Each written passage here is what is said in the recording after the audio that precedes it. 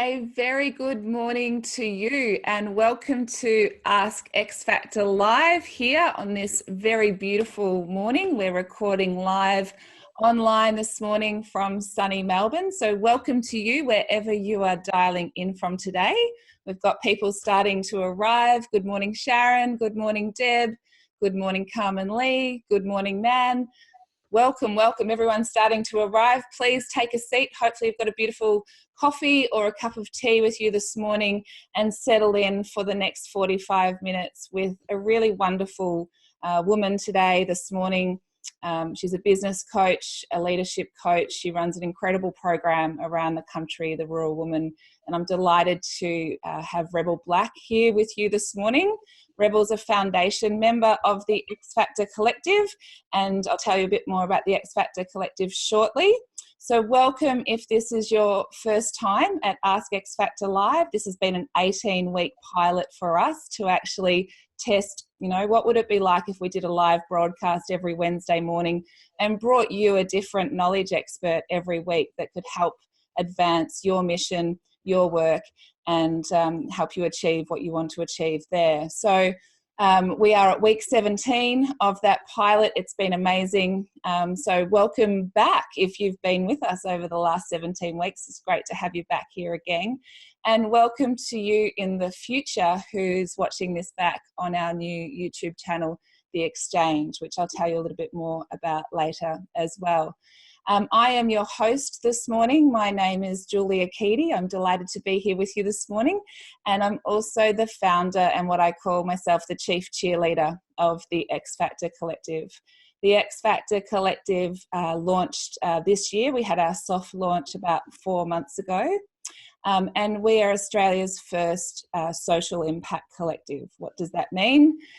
We're a community for all social change makers, people who are here about the planet, about people, about making the world a better place.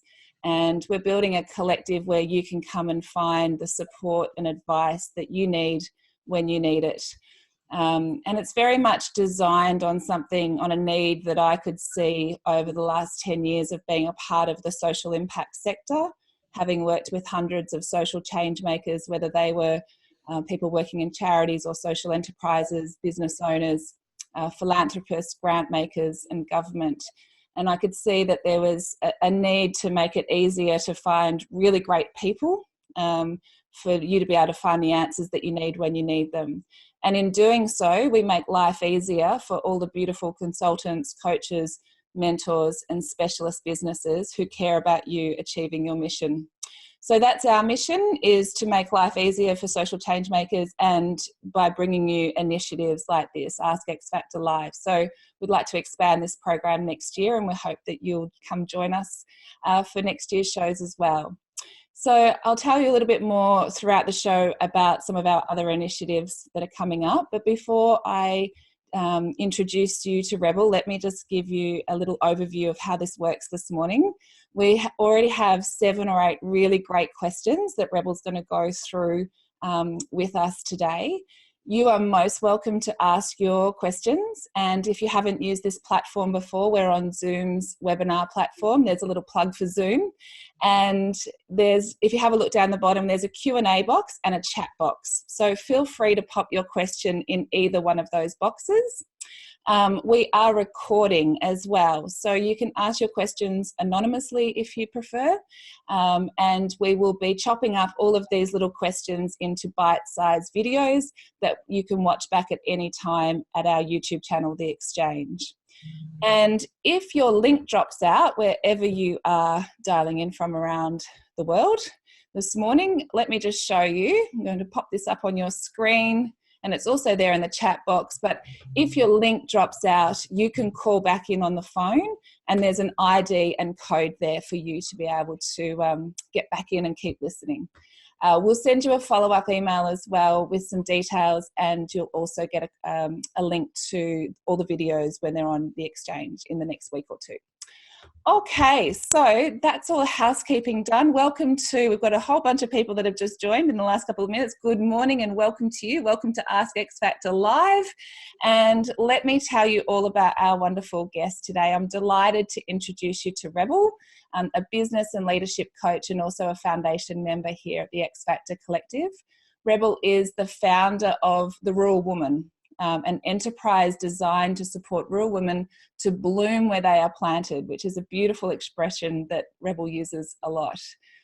Rebel supports a remote team and a national community from her office on the Opal Fields in Lightning Ridge, New South Wales. Rebel has been a business owner for 20 years and has directly supported more than 340 individuals and business owners through her programs and events. And she reaches more than 100,000 people each month with her social media profile and content. And she's here today to share her wisdom and insights to help us prepare for 2019. Great to have you here this morning, Rebel. Good morning. Thanks, Julia. It's very exciting to be joining you today from Lightning Ridge. Yay, excellent. Now, one of the things that I love about you is that you call yourself a human agronomist. And we see that a lot in the different ways that you present yourself. And I thought maybe just as by way of introduction, you could give us some insights into that. Where does that come from? And what does a human agronomist mean? Well, it's a great question, Julia, and one that a lot of people ask because it's not a common thing that people hear about or call themselves. So it actually came from my friend and former business partner, Phoebe Maroulis, who actually started and co-founded The Rural Woman with me back in 2014. When we were trying to come up with our names, our titles for the business, she basically, after several attempts at brainstorming and lots of lists of ideas, she just messaged me one day and said, "You're a human agronomist." And I was like, oh yeah, that is what I do. But agronomy, for those who aren't from an agricultural background, is an agricultural phrase that basically means an agronomist is somebody who goes out into a paddock, assesses what's going on with the plants, and then figures out what they need in order to thrive.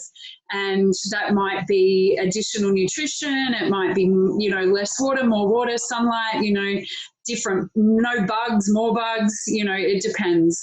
And so that's what I do for people and for businesses as well. So I've got a pattern-seeking brain, and I love to seek to understand things at a very deep kind of essential level, and then bring to the table or bring to the place for the people or the businesses that I'm working with exactly what they need in order for them to bloom where they're planted. Love it, absolutely love it. And I love all the different titles that we're now allowed to have in today's age as well. Yeah. Unashamedly the chief cheerleader, and know that we need to build a community of more cheerleaders. Right. And I think I was really uncomfortable with it at the time, and now I don't even think about it. And the same with the Bloom Where You're Planted tagline for us, Julia, as well, that you mentioned earlier. That is our mission. That's my personal mission, to bloom where I'm planted, and our business's mission is to support people, rural people particularly, to bloom where they're planted, although we want everyone to bloom where they're planted, if I'm honest. But instead of saying cheers or regards or see you later on our emails and in our closing statements, we use may you bloom where you're planted, or some variation like blooming. And I feel sometimes still really uncomfortable saying that, but it to me is such a proclamation of our mission. It reminds me every time I write it why I'm on this planet. And even though I feel like it's not professional and all the kind of silly noises that pop into my brain about that, I just keep doing it and figure eventually it'll just be natural. And then I get feedback from other people who say, oh, we're now using blooming as well instead of cheers or something. And I realize that it has got a ripple, and it is important to claim that authenticity of your own voice. That's beautiful. Absolutely. And there's the first tip for the day, and maybe something that people can take away for 2019 is that, what is the authentic voice in your story, in how you communicate. And we often overlook things like email, but they say so much about who we are and the mission that we're on. by those little simple things. So there you go. There's the first tip done. Love it. What is your title and what is your sign off, and how can you actually enthuse more about who you are and the mission that you're on? So great. Well, listen, let's get into it. We've got some great questions today. We're going to be talking about setting goals, but not just any goals, talking about achievable goals. And I'm really excited that you're going to hear Rebel's take on this morning. We're going to be talking about making money, which is sometimes something that we don't talk very much about. We're going to get that out in the open today. We're going to be talking about making an impact. We're going to be talking about how to stay focused and how to ensure that your business or your enterprise or the thing that you're doing does not consume you, which is something that all of us kind of feel fairly guilty of, especially at this time of the year, and much, much more. So please feel free to ask your questions. I guess our tagline is together we have the answers, and that's what I really do believe. So this show here today, yes, we've got great content to share with you this morning and great knowledge to share, but do you have a burning question? Please feel free to put your burning question in there today and take the opportunity to get that out of the way and get some great ideas, and so you can get on with having a really great week and a really great end of the year. So let's kick off with our first question, Rebel, and it's all about goals, which is pretty apt here at the eve of a new year. And if you're watching this back on YouTube, the Christmas tree, it is December 2018, but I'm sure people will be watching this into the next couple of years. So we're coming up to the end of the year. We're thinking about next year. Can you lead us through how can I set some goals for next year that I'm actually going to achieve? I definitely can, Julia. And I'm just going to let everyone know that I am referring to some dot points, which is pretty unusual for me.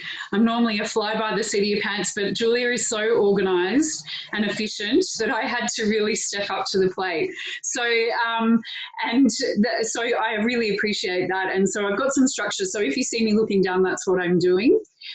Because I really want to give you the keys. I could talk all day on this topic, and I definitely have. I've often run day-long and even 2 to 3 day long workshops on this topic alone. So I want to keep it short and simple. So the thing that I want to start with is Bill Gates's message. And he says, most people overestimate what they can do in 1 year and underestimate what they can do in 10. And if I could see you right now, I'd be asking you, are you one of those people? And seeing if you were nodding your head or giving me a thumbs up. And I would say that most people on the call today or watching this video would be nodding their heads in agreement. Most definitely, we set ourselves up to fail so frequently, and it feels awful when we do that. So that's the first thing I want to say is when it comes to planning, be really mindful of not setting yourself up to fail, of being really ambitious, but cautiously ambitious, realistically ambitious, to say, all right, well, maybe if I want to set those huge goals, I've got to do them for a decade's time, not this year, or as I often do, in the next 20 days. So that's the first thing. The second is that we really do want to vision and plan for the long term. And I think one of the, I'll talk about it in one of the answers later, but one of the best things I ever did was go long in my personal and business goals. I was very scared to do that for a long time. It felt terrifying to me to plan anything much further than this week, but I eventually got comfortable with it. So I'm encouraging you today to get comfortable with planning 10 years out and then reverse engineering your way back to 1 year, and then from 1 year month by month, right? So with my clients that I work with, we generally, when we start working together, we map a plan for 10 years, 5 years, 3 years, 1 year, and then we go monthly, weekly, and daily. Now that sounds epic, but you don't do it all at once, right? So, but that's the framework. In fact, Kerwin Ray, who's one of my mentors, is a framework that he really attests to. And so for me, that was something that I really embodied when I did the work with Kerwin, and it's worked really well for myself and my clients. The third thing is there are 5 key areas that I want you to plan on, and we've provided a link which Julia will share later for a free downloadable, really pretty looking tool that you can just download and print. It's got 2019 in the middle and the words be, do, have, give, feel, and learn. And that's 6, not 5. I always forget I've added learn. So those are the 6 key areas that you want to plan your life and your business around. Those are the key metrics, if you like. Who are you as a human being? What do you want to have, give, feel, learn over the next 12 months? And then I actually do that on a month-to-month basis. So I do a visioning process for myself at the end of the year and the beginning of the year that looks for the whole year. And then every single month I go back to my book that I've got and I do be, do, have, give, feel, and learn for every single month. And then the 4th and final for this question is alignment is key. So there's a book that I really recommend for this, a lady by the name of Kerry Rowett, which Julia's going to share the link with you right now for her book. So Kerry's a kinesiologist. This is a new book that she's just put out, and she talks about alignment and attraction. The thing that I've learned over 20 years in business and working with hundreds of business owners is that if you are just setting goals for the sake of setting goals, you will fail. If you are setting goals that are aligned to who you are, your mission in life, your purpose on the planet, then you are most likely to achieve those goals, but not just achieve them easily. We want to create an attraction model with our goal setting so that we are magnetizing the goals to ourselves rather than the kind of old model of operation, which is hustle and grind and work your tail off till you're exhausted and broken. So Kerry's book is the first book I've found, I've read literally hundreds, that is super simple. She gives you step by step what to do in order to get in alignment with your business and personal life goals. So that, I hope that's given you a few things. Again, we've got such a short period of time. I feel like, oh no, but those are the 4 key areas for me in terms of setting goals and achieving goals in an easy way. It does require work, but if you do the work, you'll get the results. That's fantastic. Rebel, can you just say the 6 areas again, just so people who didn't get a chance to write them down, and they will be on the visioning activity that you can download that we'll share with you shortly. But can you just give those to us again? Yes, so it's be. So who do you want to be? What do you want to do, have, or receive? You could change that word. If you don't like have, receive is another version. Give, feel, super important, and learn. Beautiful. I love it. Excellent. I'm writing them down for myself. I'm going to look at it, definitely be looking at it as part of my planning over the next couple of weeks. They're beautiful because we tend to set goals from our headspace, right? We tend to set goals for performance and KPIs and achievement and all of that stuff. But this humbles you. It brings you back to the humanity of your experience. Beautiful. I love it. I love it. And I just want to acknowledge that we've received a question here from Deb, which we will come to in a couple of questions time. Deb, just so you know that we've received that and we will get to that shortly for you.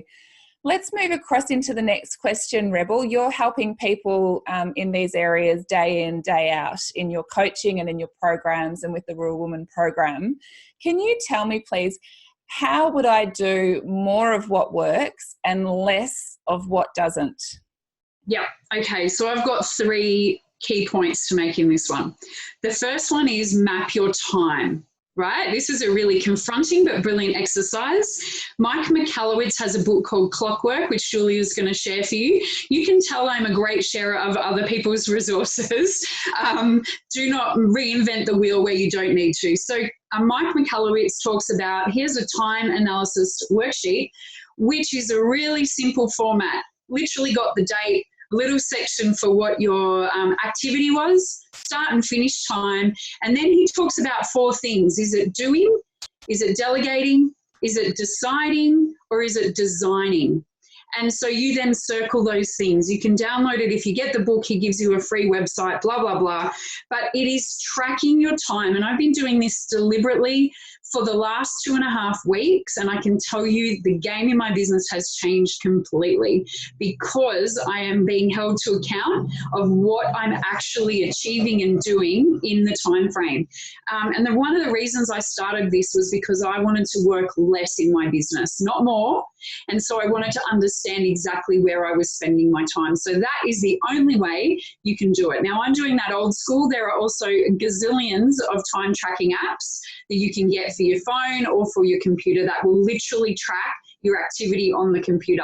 Now, that may be really confronting if you spend a lot of time on Facebook, but it is really powerful data that's going to give you help to understand, firstly, what you're doing so you can start to make some changes. The second step is to map your day and use a calendar or a project management tool or a to-do list, either a written one or an online one, that is going to give you the ability then from the data you've gathered in the time analysis to be able to map your time so you are managing it. Some of the most efficient people on the planet are the most boundaried. And Brene Brown says this from her research. If you haven't found Brene Brown, go find her. It's B-R-E-N-E, Brown.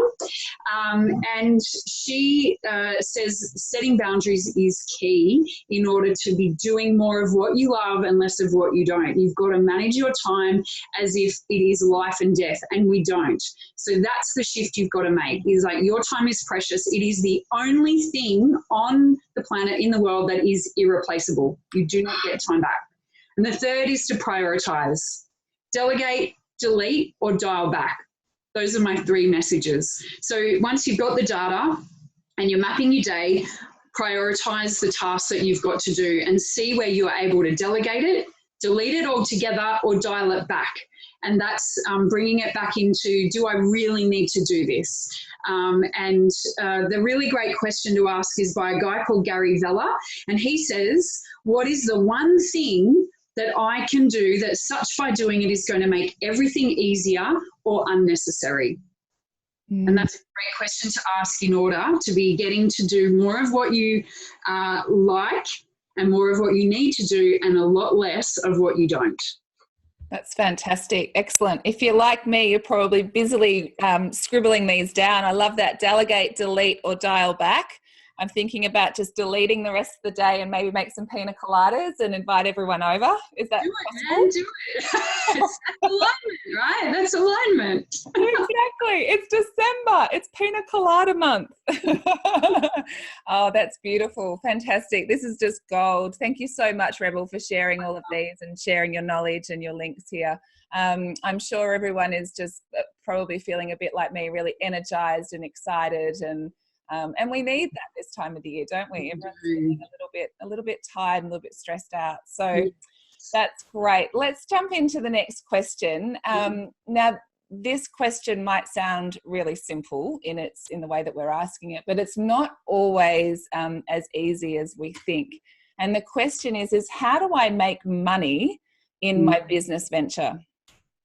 I know no one wants to talk about money, especially in the social service sector, and women particularly, in my experience. Men have a much easier time talking about money, and there's lots of things we can talk about as to why that is the case, but let's just forget about the why and just understand that it's the fact that right now we don't love talking about money and we need to. So how do you make money in your business venture? The first thing that you need to do is check your beliefs around money. So there's a really simple process that I like to share for people to do this.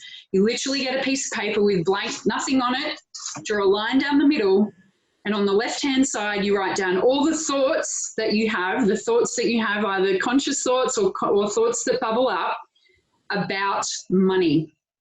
And you can literally do this in a minute or two. So set your timer on your phone, write down all of the thoughts that you have about money, those culturally embedded beliefs, what grandma said about money, money doesn't grow on trees, it's hard to make money, you have to work hard to make money, you can't make money, you can't be rich and help the world, all the stuff that we've got, right? Money is good. You might have good money beliefs, but a lot of us have really negative thoughts around money. So if you dial them down onto a piece of paper, give yourself a time frame, and then on the opposite, that's going to give you what your beliefs are. It gives you the framework to start to understand what your beliefs around money are. And if there are negative things on that list, and I'll guarantee most people on the call will have at least one negative thing on that list, you need to go to the opposite side of the page and start to write the opposite. So the opposite of the thought you've just written. So if you wrote, there's never enough money, which is a common piece of language that I hear for business people. There's never enough money. The opposite to that is there is always enough money. And so that's the belief that we're wanting to tune into, that we're wanting to align to, because at the moment we're aligned to the negative, and that is going to hold you back every single time when it comes to making money in your business. And if you don't deal with that stuff first, you might as well forget the rest, because you can try and build budgets and KPIs and set financial goals till the cows come home, but you will not be able to break through those barriers unless you address those beliefs. The second thing is that you need to intend to make money. So whether you are in a not-for-profit, a profit-based venture, social enterprise, you need to intend to make money. I hear so many people saying, oh, I started my business, but I don't really need to make money. Crap. If you were in a job, you'd be making money. That's it. So if you're going into a business not to make money, then you won't make money. And then you're, saying that you don't want to make money and then expecting that you will is the definition of insanity, right? And so you want to intend that you make money. You want to pay attention to the words that you're using, the language that you're speaking, the stuff you're writing down, and things you're thinking around the making money part of your business. The third is you want to set the goal. Set the goal and align to it. Go back to Kerry's book. She'll help you figure out how to align to your dollars. And you've really got to align, not just mentally, but physically as well. So if right now you thought of the number that you would like to make in your business or take home as your paycheck, or have your social enterprise be turning over or profiting, does it make you feel uncomfortable anywhere in your body? Like, do you get a kind of burning sensation or a little anxiety somewhere? If you do, great, that's resistance. That means that you are not aligned to the goal. Unless you feel that as like, woohoo, I'm going to get out there and I'm going to do it, you are meeting resistance. And so you need to get into alignment with that number. Now, this can be fast or slow. That all is up to you. The fourth thing is you want to design for profit. The fourth and fifth point I'll make, and Mike Michalowicz, again, who the guy that wrote Clockwork, has a great book called Profit First. Julia's going to share the link with you. He really literally for me was a game changer in my business. I didn't buy the book. I listened to it on Audible. I love Audible. If you are not a reader, get into listening to books. Audible is a brilliant app for that. So I listened to Profit First by Mike Michalowicz, and I did everything that he told me to do. My business changed dramatically, literally 4 to 5 times the growth in a very short period of time. So, and he focuses on profit. Now, what happens is when we set budgets and we create income goals, we very rarely reverse engineer from profit. So your top line item in your budget needs to be, how much profit am I going to make from this product or service? And then you need to reverse engineer your pricing structure and the number of products or services you are going to sell based on the profit you need or want to make from that product or service. Now, that is new thinking. It seems weird that it should be new thinking, but mostly we're saying, oh, well, here's what we're going to charge. Here's how much it's going to cost. We'll just accept what the bottom line is. Might be positive, might be negative, but that's not how we need to do it. We need to go from profit first and then reverse engineer our goals backwards from that profit and redesign our products and services to help us hit those profit targets. So those are 5 things. I'm talking like lightning. I hope you're catching all of this, but there's so much to get through. And even if you just take one thing, I don't mind. I'm really happy. So just take what in you need and leave the rest. You can always come back to the video later. Beautiful. Fantastic. You are going like lightning, but you are in Lightning Ridge. So, it completely makes sense. Oh no, that's just gold. And it's great talking about money beliefs. And for those who aren't aware, Sylvia Chichia is a foundation member in the X Factor Collective. She's a financial empowerment coach. And we had her on the show about 4 or 5 weeks ago, and she went a lot deeper into money beliefs and the types of things that hold us back. And I'm going to show you in a minute where you can access those videos, because just like Rebel has said, if we're not starting there, and it doesn't matter what we're doing. We could be fundraisers for charities. We could be running an enterprise. We could be a CEO of an organization. It doesn't have to be your business. It can be the work that you're doing within that organization. And the impact of those beliefs on your team as well. So yeah, so we'll share that with you shortly as well, so you can dive into that. It's really great content, a great time of the year, isn't it? Just to be able to go, you know what, I'm just going to clean out all the cobwebs and, you know, make 2019 a real cracking year. So love that. Love the part about resistance and designing for profit. Thank you so much. Pleasure.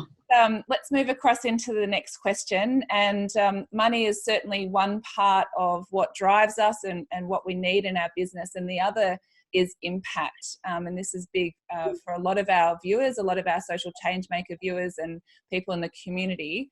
Can you share with us your thoughts on how do I make an impact? Yeah, well, so I think it's such a great question. How do I make an impact? The first thing is refer to the answers of question 3, because money is a vehicle for impact, right? So one of the things that I find really challenging, and this has been a big struggle for me in my own business, is like, if I only had the money, I could, right? Fill in the blanks, make an impact. And so go back to your beliefs around money, because that will help you unlock the beliefs you may have around impact as well. So for me, impact is that you need to intend, again, the same thing, intend and define the impact. So those people who write goals down are 1.2 to 1.4 times more likely to achieve those goals. It's the same with impact. So that comes from a study by Forbes, or that I read in Forbes earlier this year. So for the rural woman, we said this at the end of 2016, I think, we said by 2041, we will have directly contributed to the increase of 25%, to an increase of 25% in rural population, and will have developed measurability, witnessed significant improvement in the quality of life, social and economic resilience, recognition of and contribution by rural women around the world. So those are pretty audacious, to be honest, but I had to. Remember I said earlier, you have to go long? For me, I realised I was playing a short-term game in this business, and this business is going to live long beyond me. So if it's going to live long beyond me, then I have to set big, hairy, audacious goals around that, and that for me was terrifying, because by 2041, I'm old, you know, I'm getting old, man, and I'm thinking, whoa, I don't even know what that looks like, but you have to know what that looks like. If you're a leader in your business, you have to know what that looks like, and you've got to define it. That definition actually also won us a fairly significant prize that year. That forced me to do that definition, and it was so aligned and attached to what we were doing. We were recognised and awarded for that. So that's impact too, right? It expands your impact. The second is to find your metrics and start measuring. And I've got no doubt that most of the people on the call are probably already doing this, but you want to constantly refine this. You want to do research and you want to analyze constantly. Now, whether that be with your social media reach, your key performance targets in terms of sales, or impact around, you know, the kind of the measurability of performance of the people that you're working with, you know, design through surveys, those sorts of things. The third is to constantly keep asking questions. I think this is one of the things we don't do well in business or in the social service sector. I've been around community development all my life and career as well, and we don't ask enough questions. Often leadership sets us up to be the experts, and I think that sets us up to fail. It removes us from the humanity of the experience of transformation and change that we're trying to enact in the world. And so in order to really understand our impact, we need to ask questions, and we need to be vulnerable enough to receive the responses with an open heart and an open mind, and a willingness to be able to do something with the data that we're gathering. Now, that may be the most uncomfortable data that you ever receive, particularly if you're very close to the work, as I am. You know, it's terrible to receive negative feedback. It hurts, like it hurts bad.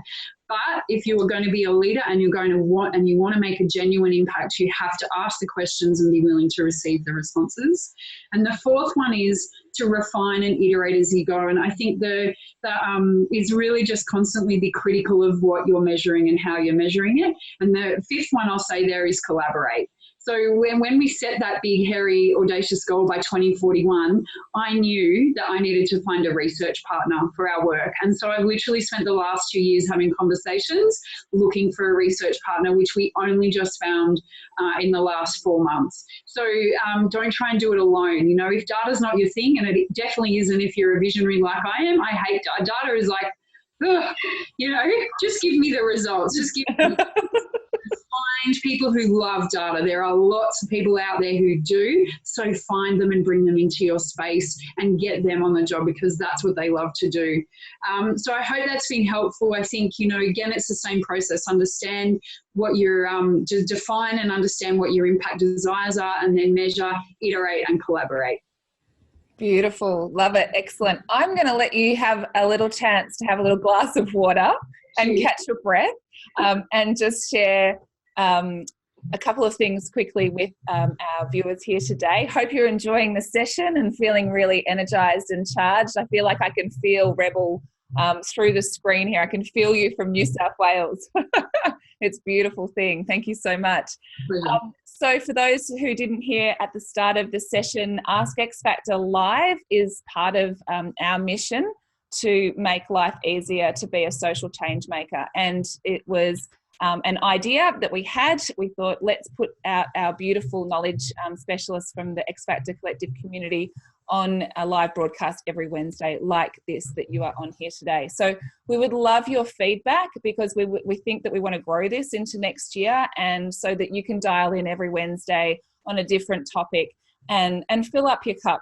Fill up your cup with ideas, inspiration, connection. Come in, connect. Even though we're doing this virtually, it's an opportunity to connect in and hear from others as well. So we have our last week next week with the beautiful Leanne Hart, who's a foundation member of the X Factor Collective. And I love Leanne. She is just an incredible woman. She's got a lot of experience working in people and culture in HR positions. But in recent years, she's been supporting organisations to achieve B Corporation certification status, which is a growing movement around the world and a growing movement here in Australia. So next week, we're doing a few different questions with Leanne, partly, and I'm just bringing you up there, a little picture there of Leanne. Partly we're going to be looking at planning your business as a force for good, and in terms of aligning to that certification program and being part of an incredible community. The B Corp community is an incredible community to be a part of. But also we're going to be looking at some of the common people and culture questions and challenges that people have in their organisations and businesses. So please feel free to drop in next Wednesday. If you can't make it, do register. That way we can send you out the links when the videos are live to watch back again. If we don't have your contact details, we can't actually kind of connect with you and give you that information. Just let me show you what we have been doing with Ask X Factor Live. It's we've now up to, I think, 140 questions, and we are building pretty much, we think, the first type of video library in the world as a resource that you can come at any time and find the answers that you need, ideas, advice and inspiration for agents of change. And this is what it's all about. So you can see here on your screen the exchange from the X Factor Collective. You can get through to our YouTube channel from our website. There's a couple of links there. And we've grouped, you've got all the Ask X Factor Live full sessions here, so you can go back and watch a full session if you like. But we've also cut them all up into little bite-sized videos. So they're about 2 minutes to 10 minutes each episode. And we've grouped them into sections. So you can see boards and governance, data, tech, IT, analytics, well-being, mindset, and self-care. And this is where some of that money belief content is right here. We've got philanthropy, comms, marketing, tips from our social change maker coaches, and lots more. So our big, hairy, audacious goal is to grow that to 500 questions over the next 18 months with partners, and being able to help more organisations have access to this content for their teams, because there's just nothing worse than having a question that's bugging you and you just don't have the answer. And it's, to me, not acceptable. And there's lots of ways that we can make people's lives easier. And that's one of them. So thank you for letting me share that with you. Let's jump back into some questions. I have got a couple of questions here from our community who are here today. So I might jump across into one of these questions if that's okay, Rebel. Absolutely. Great. So the first question here is from Deb, and she says, "Hi Rebel, I'm at crossroads and I need some direction. I'm closing my business as it has not been able to support us financially, and looking for part-time but rewarding part-time work. Basically closing one door and waiting for another to open. Are there any thinking tools that can help me identify what I really need or want?" Yes, great question, Deb, and congratulations on finding yourself at that crossroad point with the openness that it sounds like you've got. So the best tool that I ever share with anyone I've already shared today, and that is literally the line down the middle of a page tool, right? So we draw the line down the middle of the page, and on the left-hand side, you want to write all the things you don't want. And the reason that we start in the negative, even though it seems counterintuitive to do that, is that we most often know what we don't want easier than we know what we do want. So it's much easier to cross things off the list of things that we definitely never want again: experiences, thoughts, feelings, relationships, jobs, people.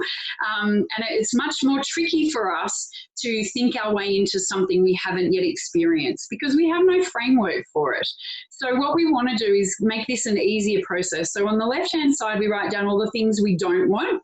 And then on the opposite side, on the right-hand side, we can start to write down the opposite of those things or alternatives to those things. So if, for example, you know, there were elements of the business that you really loved, you know, then you can start to write those down on the opposite side, even if they don't relate necessarily to a negative on the left. But if there were things in the business you really, really hated and didn't love, get them down on the left-hand side, and then write notes for yourself on the opposite side of what the opposite of that might have been like.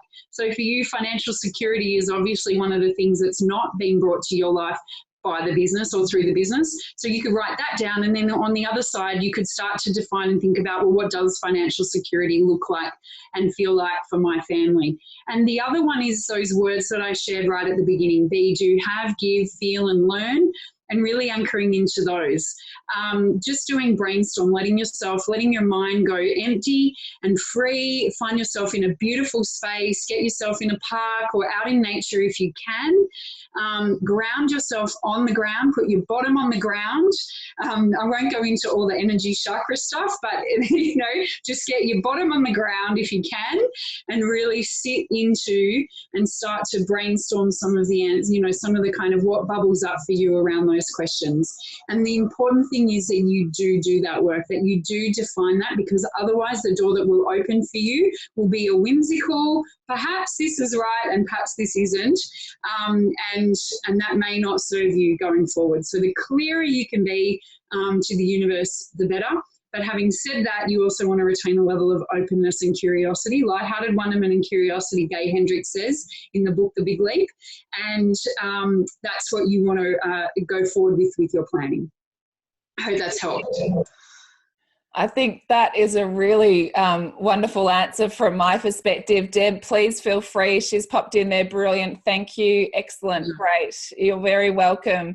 If you have any questions, we've got about another 15 minutes here with Rebel. So if there's something else burning that you really, really want to ask Rebel today, please drop it into us now.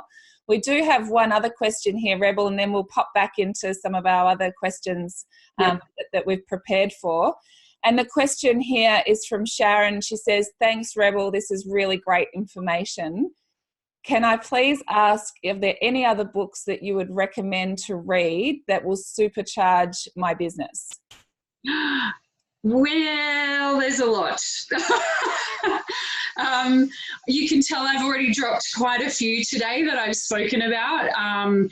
I think it depends. Like I probably need a bit more specific information on what areas you're lacking charge in, because there are so many books in my brain that I would just give you the wrong ones, I think. So if you can help me with a little more clarity around the particular area in your business that needs a little whimsical boot in the butt supercharge, then I can get you I'll definitely be able to tell you the book. The one that I just mentioned, The Big Leap by Gay Hendricks, was a brilliant book for me. He talks a lot about reframing your understanding of time and where time comes from. So if time's an issue for you, that's a great book. But also, he talks a lot about upper limiting behavior. And so often we see people being successful, but then reaching their self-imposed limit. He calls it the upper limit. We do this subconsciously. And so if you've kind of butting up against the limits in your life, financial, in terms of the growth of your business, your reach, your impact, if you're realizing like, I'm just stuck at this point and I can't seem to get through it, often we'll refer to it as the glass ceiling, women will. But if you're there, then that's a great book for you, because he really talks about identifying and how to figure out where this upper limit is playing a part in your life, and then more importantly, what to do about calling it out and starting to transmute that. And the other thing I will say that wraps up is that I wanted to say, Julia, about your work, because it is amazing what you're doing, and I just want to acknowledge how extraordinary the resource is that you're building and how needed it is in the sector and also just in the world. So I want to honour you and thank you for that. But one thing where we are hugely aligned is this notion that all the answers lie within. So Julia's building, and so is the Rural Woman, these amazing platforms where the answers lie within, but the same is the truth for yourself, right? So the answer lies already for your own life within you. We look to these outside resources as just tools, people, books, other people's opinions, this call even today with me. This is just a tool for you to reconnect to the answer that already lies within yourself. The more that you can claim that, the better off you'll be. Love that. Love that. I hope everyone really heard that, because I think it's really true. We do get a little bit stuck looking around outside for the answers, and just that reminder that you have the answer within you. I have the answer within me. That's just beautiful. That's beautiful. So go park your bottom on some grass. And I love that. Absolutely. Connect with the earth, connect with yourself, and the answers are there. But I'm sure there's lots of books. Sharon said she loves to read, and she probably doesn't even know the questions that she needs to ask yet. Every time I hear from somebody, I learn so much. Thank you so much for all these tips today. You are most welcome, most welcome. We've got a couple more questions to jump into now that Rebel has prepared for, some really great content. So we'll drop into those now, and please feel free, if you've got anything else burning, pop it into the Q&A box. So let's hop into this one, Rebel. Life is full of so many distractions, especially when you are running a family business or a small organisation. Can you share with us today, what do I need to do to stay more focused? Yeah, look, focus is one of the keys in success in life. And I think we've been brought into this very connected, very digitally connected world that is very distracting. And if you're anything like I am and you're bright, shiny object distracted, the bright, shiny object syndrome, for those people who are entrepreneurial, is like, oh, look at that beautiful thing over there. I better go play with that or chase that or do that. And it distracts us from our core focus. So I've got a few tips around focus, because this is something that I live and breathe on a daily basis, because I am very, very easily distracted myself. So the first one is planning. So we've already talked about that. I'm not going to go into that any much more, but it is really planning. And I literally here on my left-hand side have my KPIs mapped out in numbers and in terms of our business. I also have a one-page document that reminds me of my vision, my mission, who we're helping, and our key goals for the year. 2 one-page documents that literally sit to the left of me that I look at on a daily basis. That really helps me focus when I sit down to do my work. The second is to block out time for what is called deep work. Now I just can't remember the guy who wrote the book, but it's called Deep Work. It's a good one. His name has left my brain for the minute, but block out time in your life and in your schedule for the deep work, for the deep planning, for the deep thought, for the deep do. You know, even if it's you've got to write something or get something done, make time for that deep work, because that presence and focus will change the game. We so often, and the time analysis I shared with you earlier from Mike McCallowitz will really help you force yourself to do that, because the very first day I started doing that, I filled 2 pages, which proved to me that I lacked focus big time, because I was bouncing from emails to jobs to client work to my own stuff to this, that. It was all over the shop. But within a matter of a day, that had completely changed.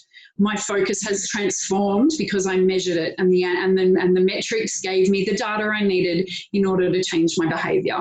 So the third is to recognize what you're good at and recognize what you aren't good at, and make sure that you prioritize time for what you're good at. And again, I'm recapping on stuff I've already covered. So that the 3 things I said earlier, if you've got to delegate it, if you've got to dial it back, or if you've got to, what was the other one? Can you remind me? Was delete it altogether. Delete so you can have pina coladas. Like my brain saying, no, you can't delete stuff. I'm so resistant to it, I can't even remember it. Delete it, right? So if you're not good at it, don't do it. Get someone else to do it. And I know you'll have all sorts of fears around, I haven't got the money and all of those sorts of things.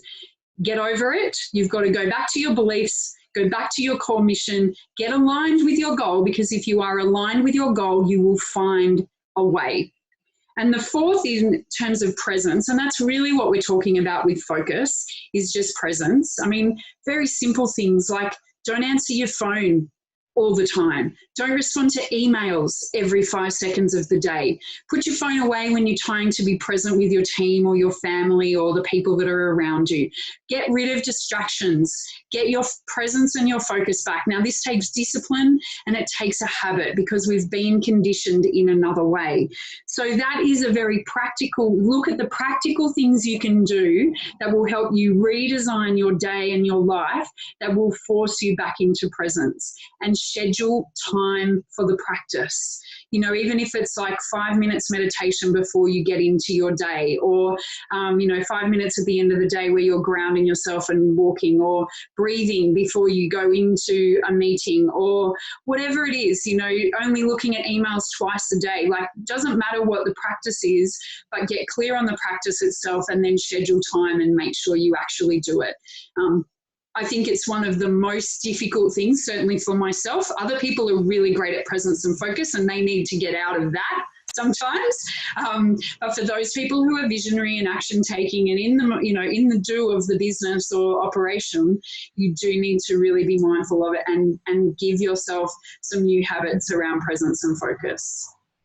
Beautiful, beautiful. Thank you so much, Rebel. That's great. We've got 2 more questions to go, which Rebel's going to share her final tips with us. But before we do, if you want to read a little bit more about this wonderful woman that you're hearing from this morning, all of our members of the X Factor Collective have their own profile pages, and I'm just going to call that up and show you Rebel's page there. So you can get my words right. You can jump onto X Factor Collective /Rebel Black, and you can have a look through a little bit of a story there about Rebel, who she works with. There's some beautiful testimonials there from people that she's worked with as well. And you can click on this button here to get in touch with Rebel. There's a couple of other things I just want to share with you. We have some really cool names at the X Factor Collective. One area is called the Cafe, which at the moment is a collection of coaching packages and workshops that you might be interested in. And Rebel has popped up a couple of things on the cafe here for you to have a look at today, and we'll send you through links for these as well. So the first one is a little bit of information there about business building support and being a part of Rebel's amazing Rural Woman program, which is growing out across Australia and around the world. And there's a special offer there to have a 12 months membership, which you can see if I just grab my little spotlight button. There we go. Can you see that there? And then across here is the free planning and vision download. So you can just click on here, tell me more, and we'll be able to connect you in with any of these. Also, there is a whole bunch of other coaching packages from and workshops from members of the X Factor Collective on the cafe page. If you don't know what you're looking for, another cool part of our community is what's called the concierge, and I'm just going to call that up, /concierge on our website. The concierge is the heart and hub of the X Factor Collective as it grows. There's no ATM machines in our community. There's people in the middle of the X Factor Collective in concierge, and we're growing that out with beautiful concierge managers over the next couple of years, where you can call and find what you're looking for. We're going to be building out a community of a couple of hundred people across Asia Pacific.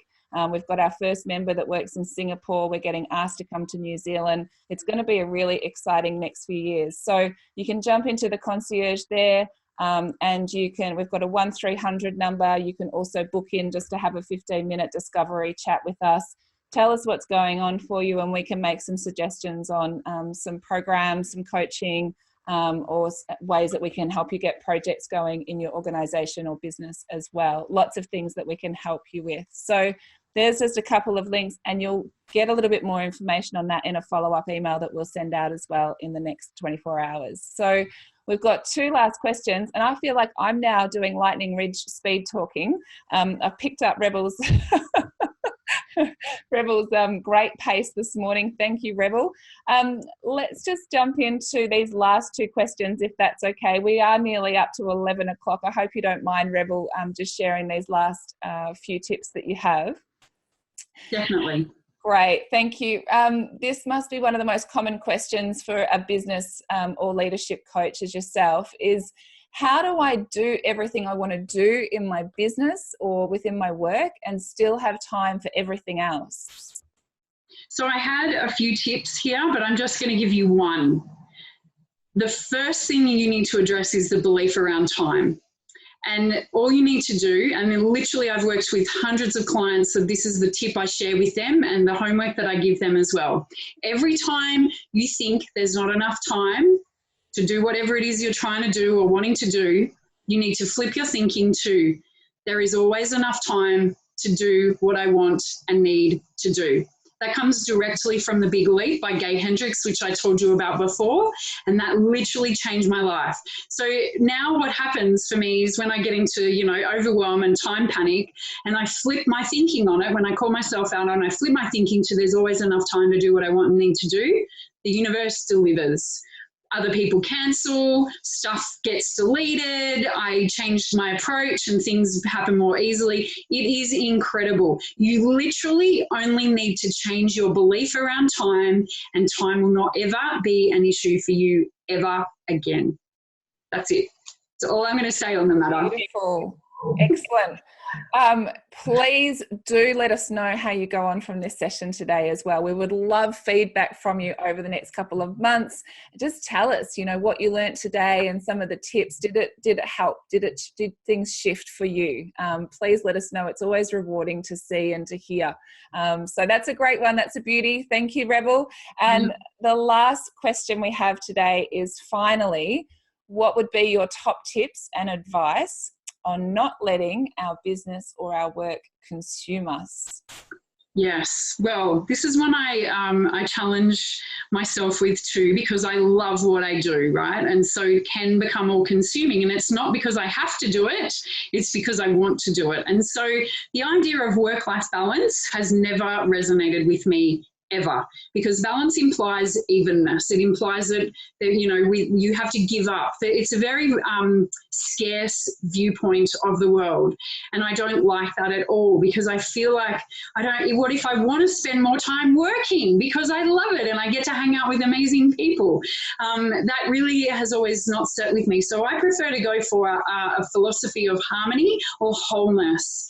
And so it's a matter of reflecting your life, your business goal setting, your life goal setting around this idea of harmony or wholeness, and making sure that you are meeting your own needs and the the responsibilities you have to other people. And I always feel like we have a responsibility for only one person on the planet, and that is ourselves.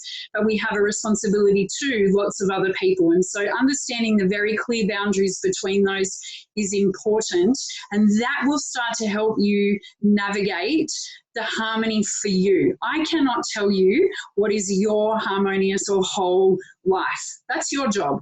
But you need to sit down and do the planning work, check in with your beliefs, be very clear on your boundaries, and make sure that you are checking in with your physical self and your emotional and spiritual and mental self around, does this feel good?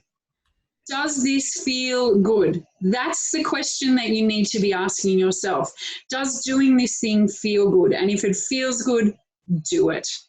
Why do we hold ourselves apart from feeling good? I'm not sure. We're wired for it. It's kind of weird, but it is the opposite of what we need to do. If it feels good, do it. If you are meeting it, as if it's meeting the responsibility you have for yourself, then do it. If it's meeting a responsibility you have to other people, then do it. And it doesn't matter if it's in work or home or physical or whatever, but you need to just, kind of set the boundaries for yourself. One of the great tools that I use that I shared right at the beginning of today was that I print every single month. I put the day, the month in the middle of a page, and then I write the aspects of myself that I want to be clear on. The physical self, the emotional self, the spiritual self, my businesses, my home, my family and relationships, my travel, the kind of experience, my play, I write those areas around the month name, and then I be, do, have, give, feel and learn into each of those areas, and then I check back in on those on a regular basis to make sure I'm filling up my own cup. You have a responsibility for your own vessel. That's it. Everyone else's cup is theirs to fill. Yours is yours to fill. And I think being clear about how that happens for yourself in wholeness is absolutely imperative. And I hope that I've inspired you today to actually take at least one little step towards doing all of that, because at the end of the day, that's what's going to make next year the greatest year for you, is if you take the time now to get clear on what that is for you, to connect with that, information that's currently all within you, but maybe not sort of right there in front of you, and then to really confidently go forward in your life, in all aspects of your life. Absolutely beautiful, beautiful. I'm just sitting back here smiling and proud as punch of you and who you are as a woman, and how sharing you are of everything that you have observed, have witnessed and learned, and just packaged it up so beautifully for us in the last hour. There's so much gold in everything that you have shared with us this morning. Thank you from the bottom of my heart. Thank you for being a foundation member of the X Factor Collective, and seeing the vision that I see and that we see as a group, and deeply honoured to have you here today. Thank you very much, Rebel. I'm sure if everyone was sitting here in front of us, there would be a round of applause Thank you. and a lot of cheering. So thank you. Thank you for everyone who has been a part of the show here today. Thank you for asking your questions, other people being able to listen to your questions. It's so valuable, and hear the answers to those questions as well. We have got one last week of us X Factor Live for 2018. Please feel free to come and join in that next week. Leanne is absolutely beautiful and brilliant, very similar to Rebel and all of the other wonderful women that I'm collecting, and men. We do have men in the collective as well, but just really heart smart people who've got the smarts but got the heart, as you can see here today. And we're here for you. We're here for you at any time that you need to come in, fill your cup with those advice, ideas and inspiration. Be a part of some of the great coaching programs that we have as and when it suits and you need it. If you've got big projects that you need to deliver within your organisation, we've got people that can help with that as well. So please spread the word about the X Factor Collective. Please invite other people to come in and join these programs that we offer freely to you. And I'm losing my voice. Check out the exchange, and I hope you have a beautiful rest of your day. Thanks very much, everybody. Thanks, Rebel. Thank you. May you bloom where you're planted. Absolutely. Together we have the answers. Have a great day. Well done, everybody. Bye.